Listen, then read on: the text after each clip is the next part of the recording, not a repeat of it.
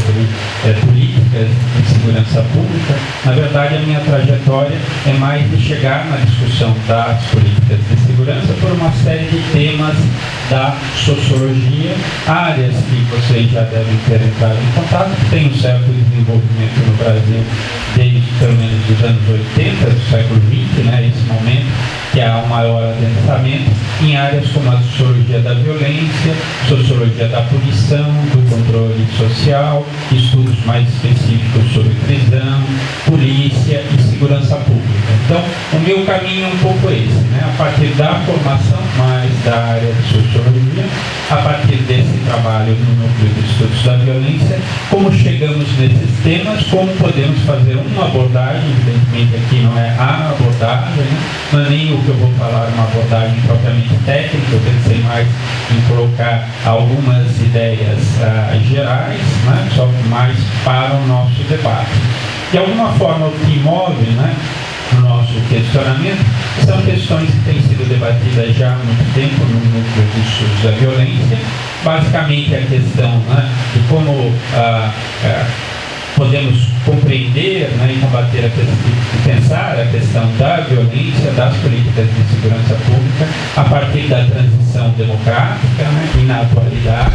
Problemas já há muito tempo discutidos, como uma certa permanência do autoritarismo, a dificuldade de construção de políticas públicas nessa área que possam ser realmente definidas como tais. Então, num primeiro momento, o que eu queria ressaltar é mais essa ideia, né?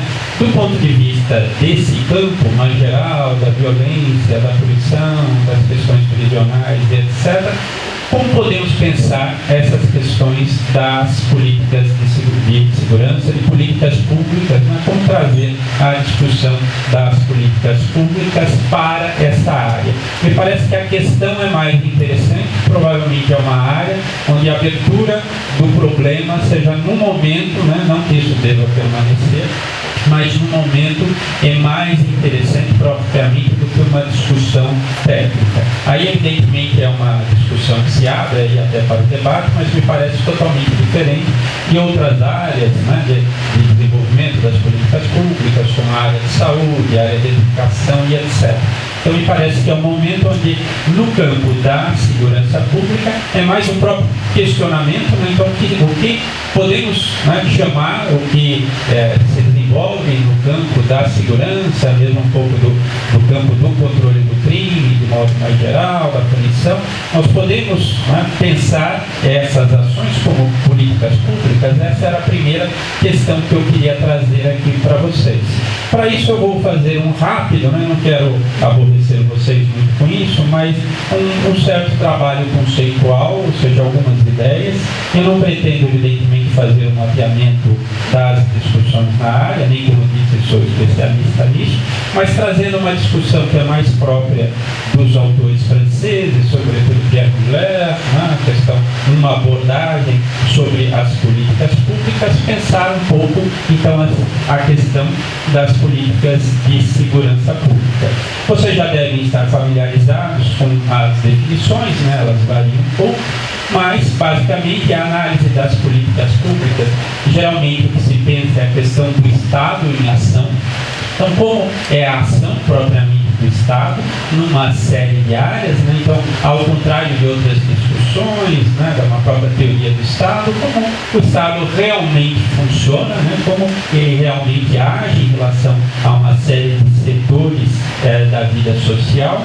Será que existem questões específicas que podem ser colocadas nesse plano? Ou seja, como quando falamos em políticas públicas e na área da segurança pública, quais são as questões específicas que não se identificam totalmente com as questões da ciência política, nem da sociologia? Do meu ponto de vista, são sempre áreas muito porosas, né? Mas nós precisamos pensar também alguma, digamos assim, identidade dessas áreas. Então, o que é pensar as políticas públicas na área de segurança como um subtema da ciência política, como algo articulado a uma reflexão sociológica? Com frequência, o que os autores colocam também é a ideia de abrir a caixa preta do Estado. Né? Então, como é que podemos abrir essa caixa preta? Talvez aí, né, a caixa seja mais obscura ainda no campo da segurança pública, uma discussão a ser feita, mas como podemos decifrar, então, esse dia a dia da ação do Estado, como, do nosso ponto de vista, podemos também sociologizar nosso olhar sobre o Estado. Menos o dever ser e mais o ser. Como realmente as coisas funcionam, conforme a medida for descrevendo a discussão, isso vai ficando mais claro. Né? Uma coisa são políticas públicas de segurança definidas num certo nível. Outra coisa é o dia a dia de uma série de instituições, ações que muitas vezes não são legais, né? No caso do Brasil, essas muitas vezes é eufemismo. Né? Então, como isso ocorre e o que podemos chamar, o que traria, então, essa discussão das políticas públicas. O que os autores geralmente colocam, pelo menos alguns, e eu concordo, é que o funcionamento do Estado não pode ser reduzido aos processos de representação política. Não se pode deduzir as atividades governamentais das características da política eleitoral. Então, é claro que é uma longa discussão, mas o primeiro ponto interessante é isso, ou seja, como pensar o Estado para além, digamos assim, nesse momento que acabamos de enfrentar aí, das eleições, da representação e etc. Ou seja, aí ganha força uma questão, digamos assim, interessante. Conversávamos também antes do debate, né, acho que vocês viram nos jornais aí, né, na cobertura recente das eleições, a votação que teve um grupo que é chamado, né, a bancada da bala, né, vocês já ouviram falar, né, então temos lá 3 vereadores eleitos da bancada da bala. Sim, mas o que isso significa em termos de ação concreta do que serão políticas posteriormente? Esses atores são capazes, né, na verdade, de estabelecer algum tipo de política pública nesse plano, no plano municipal? Será que a retórica, né, uma outra discussão, a bancada da bala tem um certo impacto, né, dá até medo, né, você falou que os caras foram eleitos, etc., mas o que isso implica em termos de uma agenda, né, o que realmente ocorre a partir daí?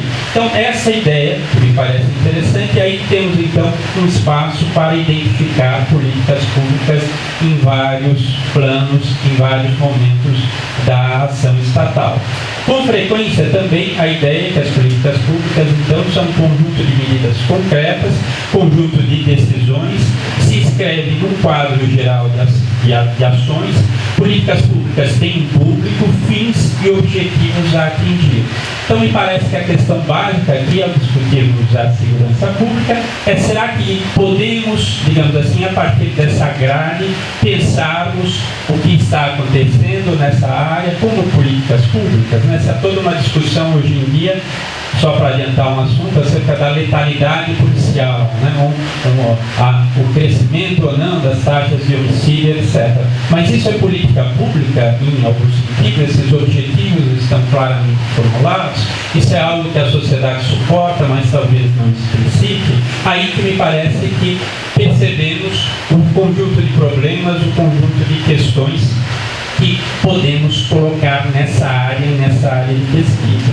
O que me parece essencial, e é claro que é tudo na discussão, mas desse ponto de vista, as políticas públicas não são um dado, ou seja, o problema não é encontrá-las simplesmente, mas é uma construção de pesquisa, ou seja, como construirmos então paradigmas, como de certa forma, né, eu estava pensando isso de forma um pouco mais solta, mas até que ponto nós podemos falar de políticas públicas, inclusive quando há uma reflexão clara nesse sentido, quando atores mesmo estão refletindo acerca das ações que estão sendo implementadas, dos resultados dessa ação, alguma possibilidade de avaliação.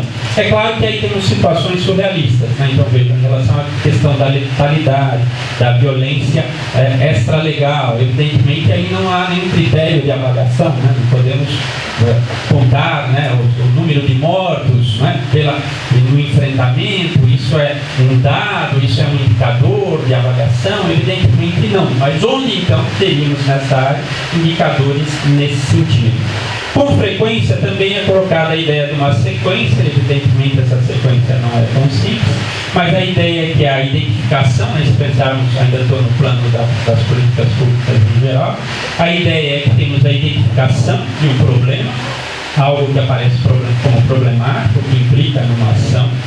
desenvolvimento de um programa com formulação e implementação, então é a partir da identificação do problema, como formular e implementar determinadas ações, avaliação, que para mim é algo fundamental, né? Então toda uma outra discussão, né? Precisamos de critérios de avaliação para podermos pensar em políticas públicas, e o último termo, que é quase só um ideal, que é a resolução do problema, que evidentemente na maior parte das políticas públicas, dada a complexidade dos problemas, nós não vamos resolvê-los, né? Ou seja, a questão nunca é de acabar com um problema, né? Isso é uma longa discussão, por exemplo, na própria sociologia da punição, do crime, mesmo autores como Durkheim, né? Ele vai dizer, na verdade, o crime faz parte do funcionamento normal de uma sociedade. Nós não podemos imaginar, né, uma sociedade sem crime, porque seria uma sociedade sem divergência, onde a rigor eu nem teria uma norma moral, legal, porque se ninguém vai encontrar a norma, eu também não sei se ela existe. Esse raciocínio do Durkheim é interessante porque, de certo modo, ele está dizendo, contra a discussão da sua época, né, os criminologistas da época, lombrosianos, etc., o crime não é uma doença que em determinado momento eu vou erradicar, mas é algo que eu preciso de políticas, entre aspas, para controlar, né? Ou seja, o problema aí é o excesso, é o descontrole disso. Então, na maior parte do tempo, eu diria, não é uma resolução sim ou não, né? Acabamos com o problema, mas como administrá-lo, como geri-lo, como estabelecer patamares minimamente razoáveis, como garantir, por exemplo, na nossa discussão, um monopólio, né? A pretensão do monopólio legítimo da violência pelo Estado, a questão da construção dessa legitimidade. Então, são quase sempre essas questões que estão envolvidas numa política pública. Geralmente também se coloca que não sabemos a priori porque o problema social acaba sendo alvo de uma política pública. Essa ideia é interessante, porque me parece que fazemos ciência para confrontar o senso comum. Aí outra discussão, mas do meu ponto de vista, a ciência não é para confirmar o que já sabemos. E geralmente nós podemos acreditar, uma política pública vem para resolver algo que realmente é um problema para uma sociedade. O problema é que essa questão, ou esse problema, ele é construído, né? Ou seja, existem uma infinidade de questões que aparecem na vida social e que não ganham em determinado momento estatuto de um problema. Na nossa discussão, quando seguirmos, isso vai ficar claro. Então, mesmo a letalidade, hoje em dia, a letalidade policial, é toda uma dificuldade de se dizer que isso é realmente um problema, né? Ou seja, a partir de determinada taxa de homicídio, a sociedade fica feliz ou não, né? Nós precisamos nos incomodar mesmo com isso. A questão prisional, né? Ela é um problema ou nós só queremos jogá-la para debaixo do tapete? O importante é que as pessoas não cometam crimes, não nos incomodem, não importam as condições prisionais. Evidentemente é todo um problema para dizer o inverso. Não, interessa em qualquer sociedade como se dá a punição, a qualidade dessa punição, mas nada disso é óbvio, né? Ou coisas mais banais, né? Hoje, para chegar aqui na palestra, né? Demoramos horas e horas no trânsito, né? E curiosamente em São Paulo parece que isso não é um problema de política pública. Estamos todos felizes comprando um carro novo ou usado e ficando horas no trânsito, né? Aparentemente é algo banal, faz parte da vida da metrópole. Eu compro a Hilux para ficar ali a 10 km por hora, mas eu estou feliz, né, no interior ali, com o ar-condicionado, etc. O exemplo é bobo, digamos assim, né, mas é um pouco essa ideia. Nada é evidente. Como determinadas coisas são construídas ou não como, digamos assim, problemas que merecem algum tipo de intervenção pública. A ação pública também, de alguma forma, não está ligada à intensidade de um problema.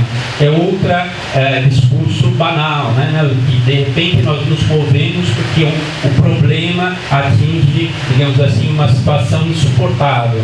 Mas existem várias questões no Brasil que são insuportáveis, só para dizer a mais banal, a desigualdade, né? A desigualdade social, de renda, etc., que é constitutiva da nossa nação e é toda uma dificuldade de construir políticas públicas nessa área. E vejam, nós ganhamos em todos os rankings de desigualdade, nós estamos na frente. Então alguém poderia dizer, Precisamos, então, de políticas públicas nessa área? Sim, mas isso também é uma construção. Como um problema, na verdade, ganha a visibilidade, a legitimidade de ser construído como algo que merece uma intervenção em termos de políticas públicas. Então aí me parece um primeiro elemento que essa bibliografia traz, me parece fundamental, que a colocação em marcha das políticas públicas é ligada à percepção dos problemas, não ao dado do problema, mas à percepção. Se não percebemos determinadas coisas como problema, talvez um exemplo mais banal seja da violência contra a mulher, né? Durante muito tempo isso não ganhava visibilidade, né? Toda uma discussão no Brasil, pelo contrário, né, da violência contra a mulher, que não permitia, né, que isso fosse levado à justiça, etc. Ou seja, não havia violência, pelo contrário, ela estava presente o tempo todo, mas ela não ganhava visibilidade e legitimidade de tal modo que pudéssemos agir em relação a isso.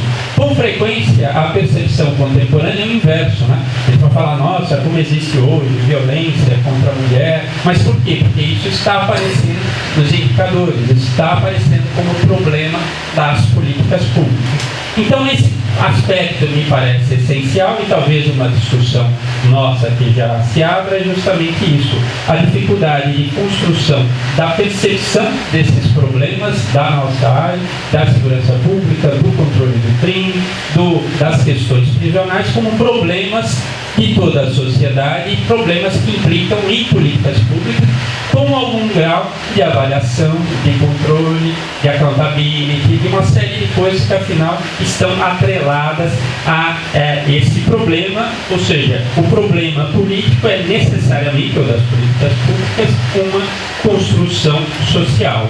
O acesso à agenda política não tem nada de natural ou automático, ou seja, não é porque algo está aí, né, presente o tempo todo, que ele vai ganhar, digamos assim, força nesse sentido. As políticas públicas constroem, outra discussão interessante, de alguma forma, a relação da sociedade ao mundo. Ou seja, de alguma forma, a construção das políticas públicas define como uma sociedade se pensa, como ela pensa a sua relação com o mundo.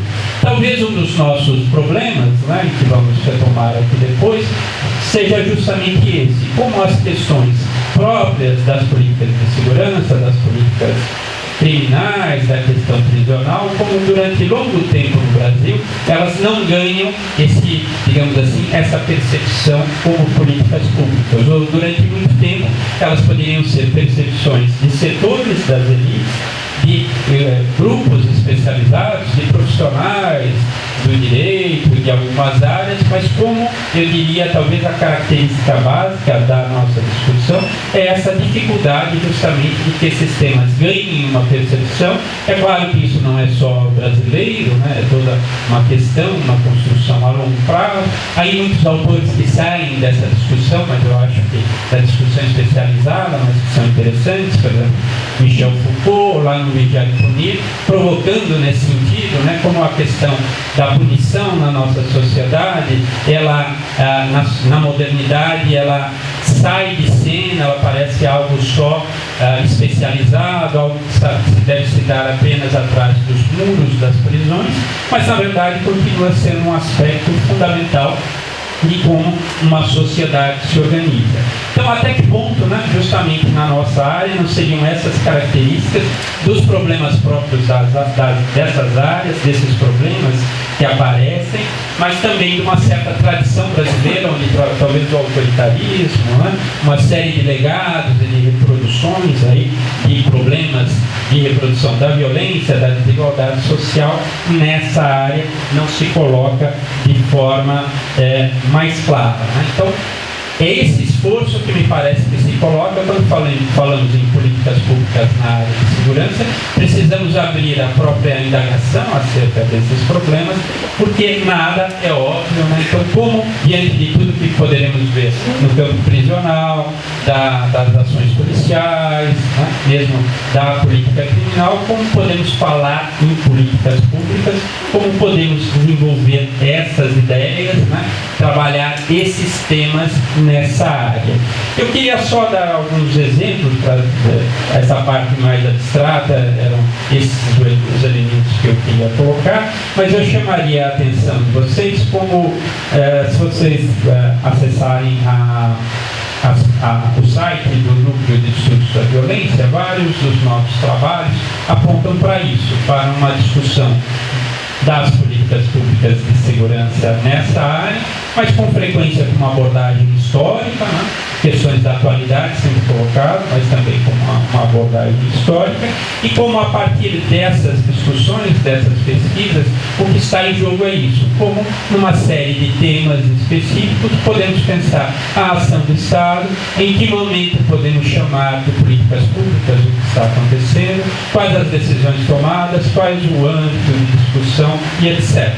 Eu chamo a atenção, só porque eu trabalhei nesse sentido, uma pesquisa, por exemplo, que eu fiz sobre a discussão em torno do assim chamado problema do menor no Brasil, né? Uma discussão antiga que remete já ao final do século XIX, e é interessante que essa discussão leva à construção dos códigos de menores. O primeiro código é o de 1927, que na verdade, né, ele já está bem recuado lá no passado, Primeira República e etc., mas é interessante como isso ainda reverbera na atualidade. Vocês devem saber que o Estatuto da Criança e do Adolescente foi justamente construído contra toda essa discussão para evitar uma certa construção, um certo paradigma sobre a questão do menor, que lá desde o Código de 1927 era mais ou menos a seguinte: o problema social é o jovem, é a criança e o jovem pobre.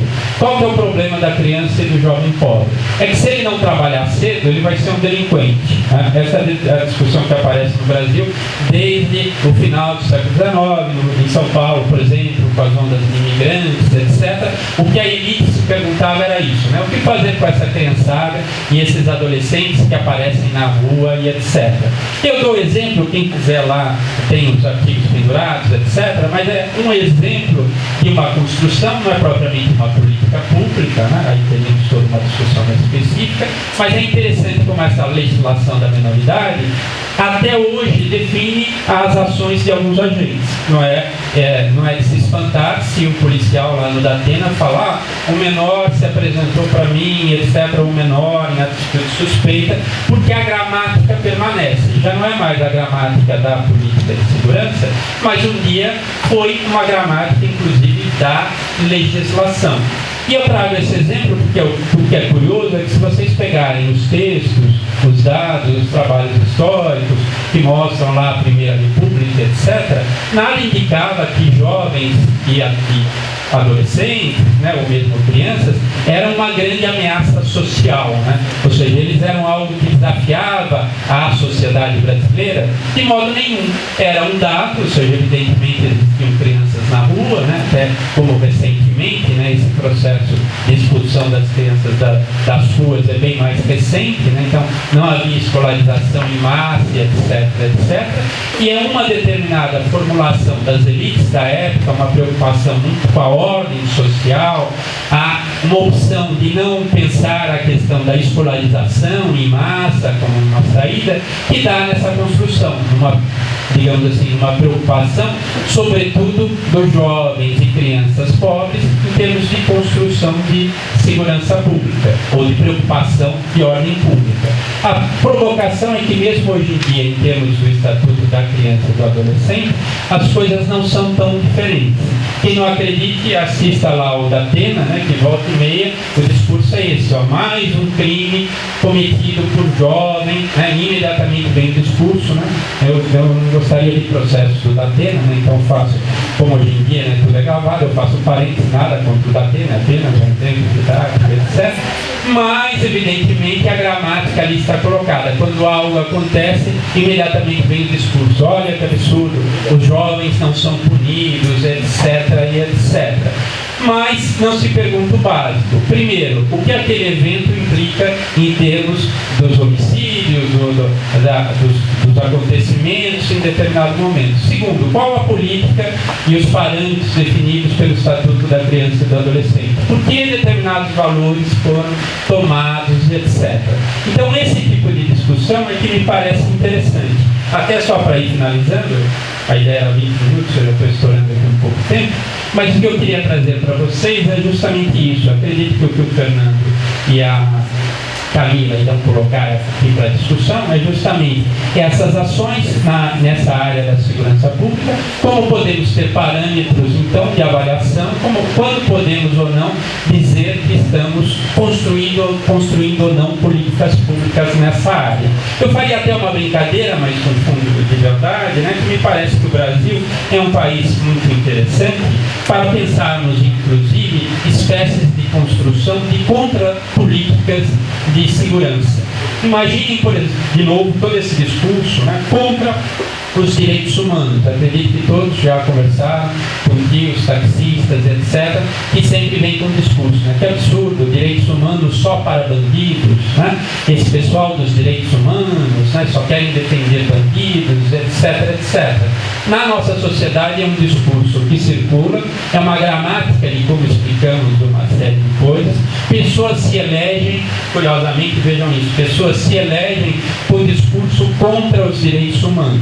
Curiosamente, salvo engano, quase ninguém está se elegendo com discursos a favor dos direitos humanos. Temos a bancada da bala. Onde está a bancada dos direitos humanos? Né?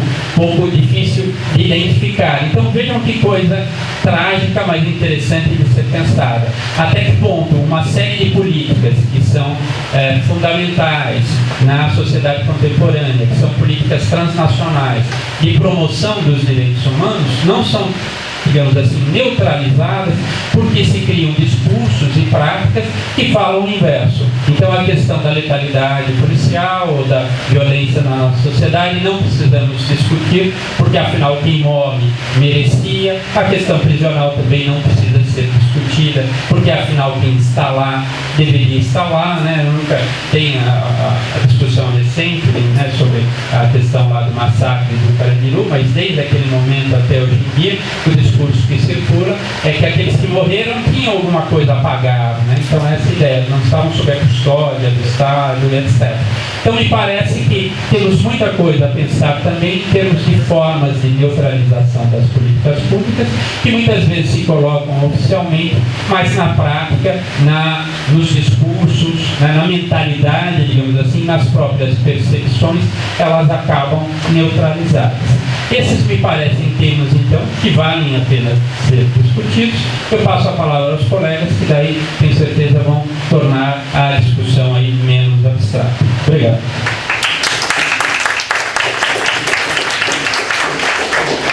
Muito obrigado, professor Marcos Alvarez. Muito interessante as suas colocações.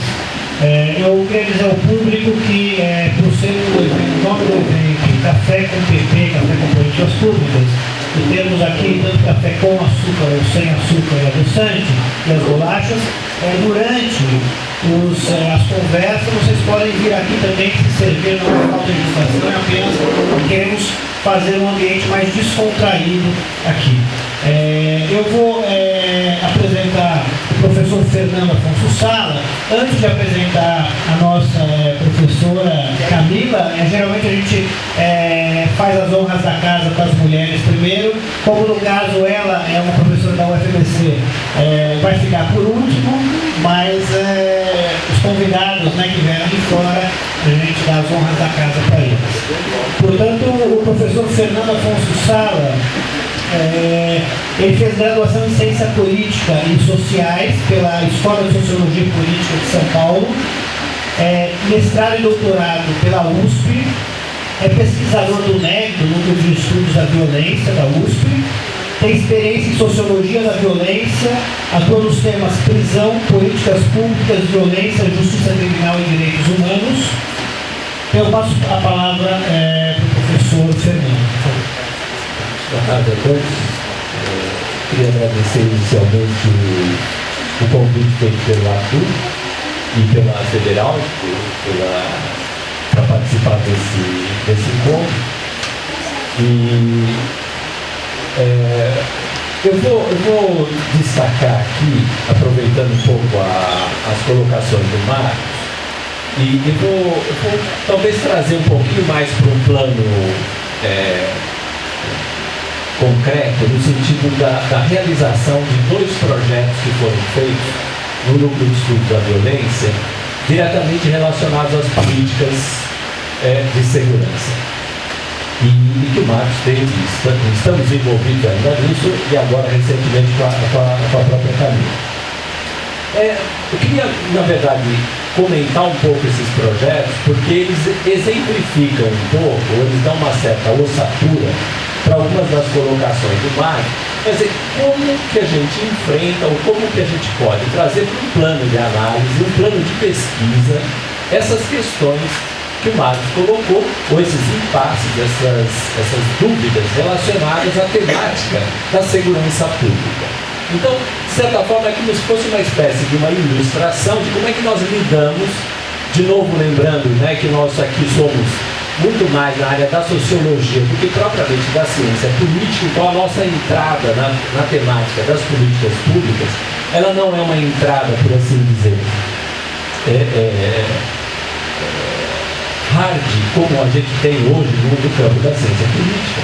E então eu vou comentar um pouquinho para vocês terem ideia de como é que nós lidamos. Primeiro, com um grande projeto que se desenvolveu no Núcleo de Estudos da Violência, com relação às políticas de segurança, se é que a gente pode chamar, dentro do que o Marcos estava falando, de políticas de segurança ao longo dos séculos XIX e XX. Nós fizemos um grande projeto tentando identificar como é que se construíam, ou como é que foram construídas as políticas de segurança no Brasil, desde o Brasil independente, passando pela República Velha, chegando ao século XX e se desenvolvendo. Então a nossa grande questão era que raio de política, ou que raio de políticas foram concebidas, como foram implementadas e quais eram os impactos que essas políticas provocaram. Bom, como agenda de pesquisa, na verdade nós íamos fazer uma pesquisa sobre isso num território acadêmico que não pesquisa ou não pesquisava isso de forma tradicional. Ou isso não era uma temática de interesse da academia durante muito tempo. Então nós tínhamos como um desafio, mas como é que nós vamos pesquisar quais as políticas que eram concebidas, né? Como fazer, como pesquisar essa temática num arco temporal consideravelmente alargado. E antes de dizer um pouquinho como é que nós fizemos, nós discutimos muito, foi um longo trabalho, envolveu equipes e equipes de pesquisadores, e uma das coisas que eu gostaria de colocar para vocês refletirem, uma das nossas primeiras conclusões, né, ao longo do nosso projeto, foi perceber que as políticas de segurança no Brasil, em particular em São Paulo, que nós, de certa forma, nos concentramos em São Paulo, as políticas de segurança, o primeiro problema que o Marcos apontou era definir o que era política de segurança. No século XIX essa palavra não existia, política de segurança pública, então eram políticas voltadas para a ordem social ou a ordem pública, se é que a gente pode assim chamar.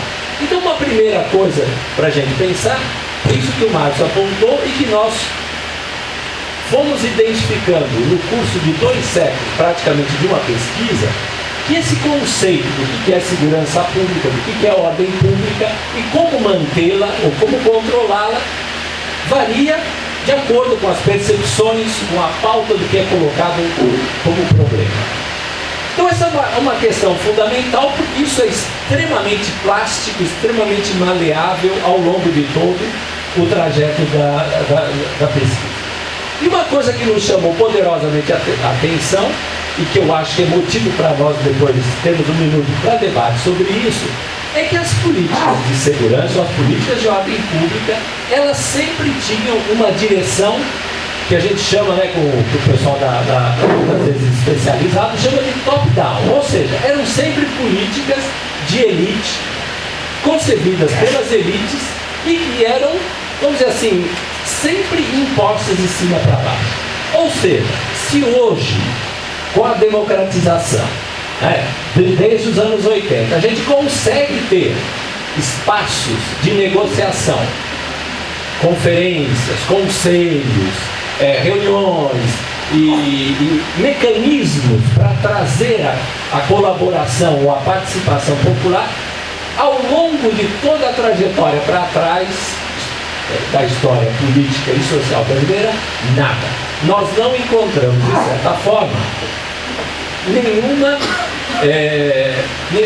não encontramos formas consistentes de pautar o debate que não fosse a partir da percepção das elites. Então isso é uma coisa extremamente importante, porque talvez a gente pudesse debater aqui o quanto que isso, apesar da democratização, apesar dos mecanismos mais amplos de participação popular, esta participação ela é extremamente limitada na concepção do que hoje se entende por segurança pública e como implementar essas políticas de segurança. Ou seja, talvez a gente não tenha saído de um, vamos dizer assim, de um verdadeiro garrote histórico que confina as políticas públicas a essa dimensão profundamente elitista. Profundamente elitista. Lógico que dissimulada hoje, né, revestida hoje com toda uma gramática de participação, de conselhos, de não sei o que, tal. Mas eu acho que isso deveria ser talvez uma questão para o nosso debate. Uma coisa que nos chamou a atenção, que nós sempre nos colocávamos como uma dúvida ao fazer essa pesquisa de cunho histórico, era, mudou muita coisa, né, ao longo de 2 séculos, houve muita mudança em termos das políticas e tudo mais. Nós chegamos a fazer 3 periodizações que nos pareceram relevantes para discutir os chamados momentos de transição. Quando sai do Império e vai para a República, quando entra o Estado Novo e vai para a redemocratização, quando a gente sai da democracia e entra na ditadura militar. A nossa pergunta era, mudou alguma coisa efetivamente na área da segurança pública ou as coisas continuavam praticamente as mesmas? Que mudava, evidentemente, né? Não podemos falar que era tudo a mesma régua. Porém, o que nos chamou poderosamente a atenção na área da segurança é que, por exemplo, a questão da violência policial, ela está endêmica. Ela é absolutamente uma prática profunda das nossas instituições policiais. A violência dentro das instituições de internação, de presídio, de manicômio, isso não é inventado agora, isso não foi feito agora. É profundamente enraizado nas práticas institucionais no Brasil ao longo de todo o período. Os períodos de ditadura, eles agravam isso. Temos mais tortura, temos mais prisões arbitrárias, temos mais violência policial. Mas não que nos períodos democráticos fosse a maravilha. Essa foi uma das nossas mais chocantes conclusões, porque nós levantamos uma série de informações que comprovavam as práticas, por assim dizer, profundas de violência, de desrespeito muitas vezes aos marcos legais nas práticas dessas instituições. Bom, mas como é que nós fizemos um percurso de pesquisa de quase 2 séculos? Onde é que nós fomos pesquisar? O que é que nós pesquisamos? E muito rapidamente, vamos comentar rapidamente aqui a questão das fontes, ou seja, o que é que nós usamos para pensar como é que essas políticas foram concebidas, implementadas e quais eram os impactos sobre elas. Primeira coisa, evidentemente, que a legislação é alguma coisa fundamental. Então nós identificamos praticamente a legislação desses 2 séculos. Nós fizemos um enorme banco de dados com várias entradas, com palavras-chave, para identificar a legislação, porque a legislação, ou bem ou mal, embora no Brasil acredite não seja, né, grandes amantes da legislação, mas ela é o referencial essencial para o ordenamento jurídico e para a regulação das relações sociais. Então, a legislação, um ponto fundamental que nós levantamos também quais eram as instituições que iam sendo criadas nessa área. Manicômio, asilo para inválido, instituição policial, guarda civil, polícia civil, força pública, ou seja, fomos identificando as instituições dessa área que iam sendo criadas. Nos pareceu muito importante, enquanto fonte, quais eram os debates de cada época sobre o que era segurança. E, para tanto, nós fomos ao parlamento, ou seja, a Assembleia Legislativa de São Paulo, a Assembleia Provincial, para saber o que é que se debatia no parlamento, o que se falava da polícia, o que se falava de crime, o que se falava das instituições e tudo mais. As mensagens dos governadores ou dos presidentes de província também foram identificadas, porque ali está expressa a vontade ou quais eram as principais ações do governo naquele período. E os documentos institucionais, por causa dos impactos efetivamente das políticas. Ou seja, cria uma lei para instituir a penitenciária do Estado, era uma maravilha. Depois você instala a penitenciária do Estado, que maravilha. Aí os visitantes iam lá, que maravilha, a penitenciária bonita e tal. Sim, mas nós não nos contentávamos com isso, a gente procurou ver nos documentos da instituição se toda aquela, vamos dizer, gramática, se toda aquela intenção, ela efetivamente se colocava como um impacto previsto dentro do que se concebia como uma política. Ou seja, a gente procurava ver como é que funcionavam as instituições, se aquilo tudo que estava pensado e concebido tinha efetivamente sido implementado. Então, essas foram as, entre outras, mas a gente usou inclusive a imprensa e tal, pensando como cercar um determinado problema de política pública na área da segurança, se utilizando de diversas fontes possíveis para a construção, para a análise dessas políticas. E, assim, muito rapidamente, eu queria comentar com vocês também um segundo projeto que nós desenvolvemos no núcleo, não com um perfil histórico, embora eu e Marcos tenhamos uma cumplicidade enorme com os estudos históricos, nós estamos ainda desenvolvendo um projeto chamado Violência e Fronteiras. Então, como o Marcos estava mencionando, a fronteira agora virou problema. Até 10 anos atrás ninguém falava de fronteira. Agora virou problema. Todo mundo fica falando da fronteira do Brasil, a fronteira. E a fronteira, então, entra na agenda das políticas. A fronteira só era problema de política pública do ponto de vista da defesa nacional. Exército, defesa do Estado soberano, enfrentar possíveis inimigos externos e tudo mais. E o que nós estamos constatando nesse projeto de Violência e Fronteira é que a fronteira se tornou, então, uma agenda de política pública específica, inclusive na área da segurança. E o que nos chama a atenção é que ela vem acompanhada, ela vem mesclada com as questões de defesa e também complexificada, se é que existe essa palavra, com outras áreas que vêm dentro de vamos dizer assim, de um pacote de gestão da área de fronteira, ou seja, educação, saúde, desenvolvimento local, tudo isso passa a fazer parte de um repertório de gestão das áreas de fronteira. Por quê? Porque agora a fronteira foi alçada, por assim dizer, ao plano das prioridades do Estado Nacional para lidar com os problemas que, curiosamente, são nossos problemas, aqui nossos, de quem trabalha na área de segurança pública. É o tráfico de arma, tráfico de não sei o que, contrabando. Então, tudo isso que sempre existiu nunca foi problematizado, como agora está sendo problematizado, seja porque, vamos dizer, as relações internacionais